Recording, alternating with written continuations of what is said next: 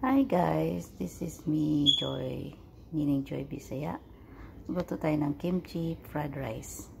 Ito yung ingredients. Kimchi, tsaka luncheon meat na hiniwa ko siya ng cube at pinirito ko. At saka lagyan natin ng 3 itlog na i-scramble eggs natin. Okay, so hold on for the moment so I need to cook the eggs first. Thank you for waiting.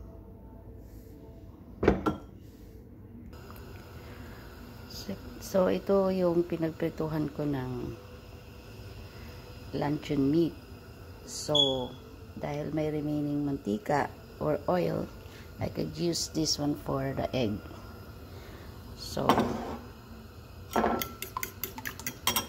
So ihalo-halo nyo lang yung egg, and then warm na yung mantika. Of course, you have to cook it like this. Ganyan po. Hanggang ano siya.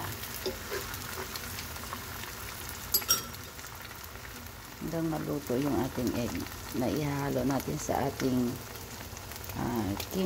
kimchi fried rice. Ito yung ating rice. Ito yung ating garlic at saka sibuyas. Ito na rin yung ating itlog at saka beans sprout. So mag-start na tayo magluto. Sandali lang guys. At haluan ko rin ng spinach kasi para may gulay.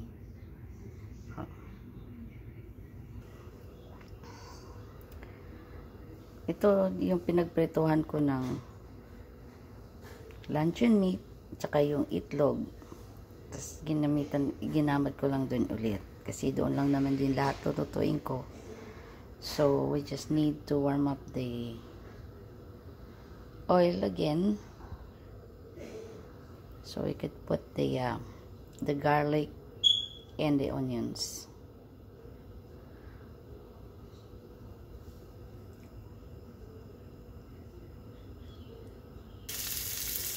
So ito na yung ating garlic. Pa-brown lang natin siya. It's like usual guys. If you know how to make fried rice,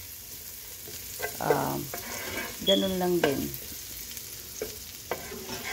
Just kaibahan may kimchi. Tsaka yung ihalo natin na meat is luncheon meat instead of yung iba. So ayan, brown na yung ating garlic. Isusunod natin yung ating sibuyas. Halo natin kasama yung ating sibuyas. Isusutin na ng ating kandali. Ayan na. Pagluto na rin yung sibuyas, pwede natin ilagay yung ating beans sprout.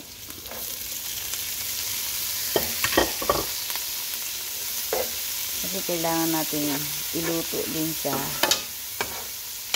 yung ating beans sprout.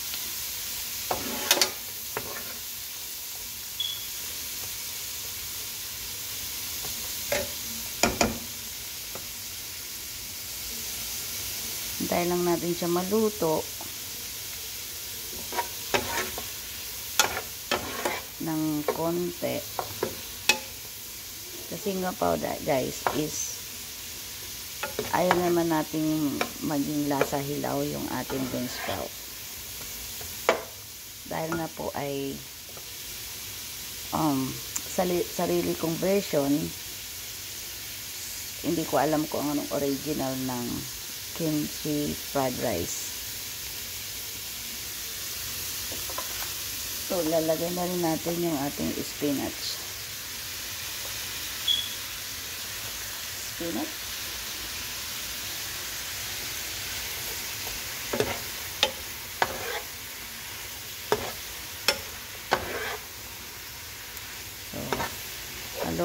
natin at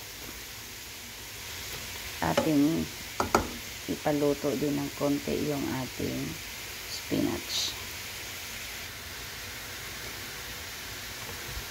Haluin nyo ulit.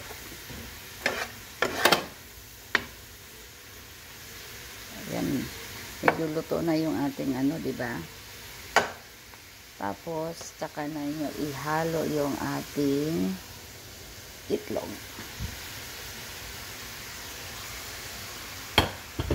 Halo natin yung itlog at ihalo natin sila ng husto. Diba? Mukhang ang sarap. Ngayon, lalagay natin yung ating luncheon meat.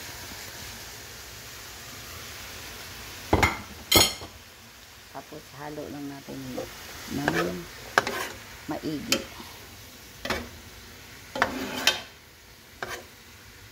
Ayan na guys. Kahit ito lang ulam na. Diba po? Ngayon dahil yung ating kimchi na isa sa home ay timplado na siya, malasa na siya, at saka yung luncheon meat may timpla na rin yan, diba? Dahil nakalata, so maalat na siya. So hindi na natin kailangan kung lalagyan kahit ano-ano, pero you guys, is up to you. Ayan na po yung ating kimchi. Halo lang natin sila lahat together. Kung sinong hindi mahilig sa kimchi dyan, ay pasensya na. But try it guys. Promise you, is really really good. Yung mga anak ko, ayaw ng kimchi. Ayaw nila ng lasa ng kimchi. But yung sinubukan kong lutuin ng ganito, promise, nagustuhan nila. So, hintayin na natin mag-simmer yung mga gulay at saka yung kimchi bago natin ilagay yung ating rice. Okay guys? So, takpan lang natin muna sandali. So, ito na guys. Ready na yung ating isasahog yung ating rice. Rice, baby. Dali lang po. Ihahalo ko lang. Yan na po guys. Kailangan lang yung haluin ng husto para mag-mix lahat yung ingredients nyo sa inyong rice. So, okay na rin yung lasa dahil doon sa luncheon meat at saka sa kimchi na sauce niya. Pero nasa inyo guys kung anong gusto nyo ng lasa. Kung lagyan nyo ng asin o kung ano mang pang ilalagay nyo. So, yan po ang ating kimchi fried rice.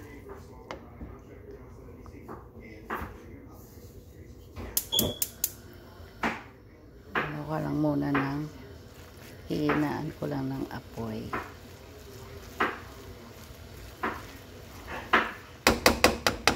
Kasi po, ito ay halo na dito lahat.